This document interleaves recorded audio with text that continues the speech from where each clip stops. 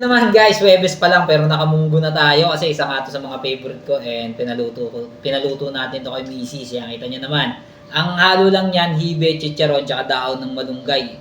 Ganun lang siya kasimple yung munggo natin. Syempre, ayan, puro protein nga tayo ngayon. Meron tayong egg at saka tofu at itong ating tansyang kanin. Wala pa tong 1 cup. Yan, mga 3/4 lang siguro yun. Kaya half cup kasi marami tayong kakainin munggo ngayon.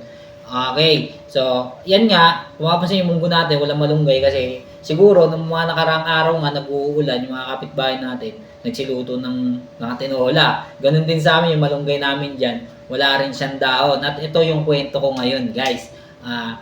Share ko lang to kasi noon, sinubukan ko rin yung straight calorie deficit tapos daily movement lang.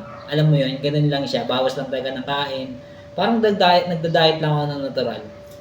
So, pumayat naman ako, then nagbawas ako ng timbang din talaga. Kaso nga lang yung outcome nun, yung resulta sa katawan ko, hindi maganda guys, hindi siya ganun ka satisfying. Kasi imagine mo, yung malaking version ko, paliitin mo lang, walang hugis yung katawan, walang korte, meron akong mga saggy skin, yung sa tiyan ko, lawlaw, mataba pa rin, tapos nagkaroon pa ako ng man boob.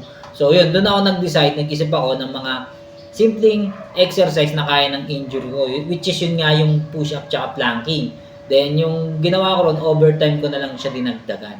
Diba? Ganun lang kasimple talaga yung 90 kilo ko guys, hindi talaga siya komplikado. Alam nyo, mas komplikado pa nga sa akin tignan yung ulam na ultimo yung sabaw.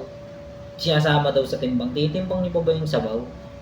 Sabaw? Napapaisip ako, medyo weird siya pakinggan. Pati yung sausawan, tinitimbang nila. So, hindi ako talaga against doon. Wala namang problema sa akin yun. Pero, imagine mo kung 4 na beses kang kakain sa isang araw. 4 na beses kang magkikilo.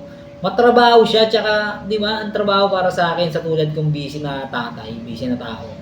Parang, siya iba, siguro, fit sa kanila yun. Pero sa marami dito na hindi siya talaga pwedeng gawin basta-basta, no? Parang daig mo pa yung may maintenance. So, hindi ako against doon, lilinawin ko lang, medyo weird lang talaga sa akin. So, sabi ko ako sa pagkain ka tumaba, syempre sa pagkain ka pa rin nagkapapayat, sama mo lang yan ng regular exercise.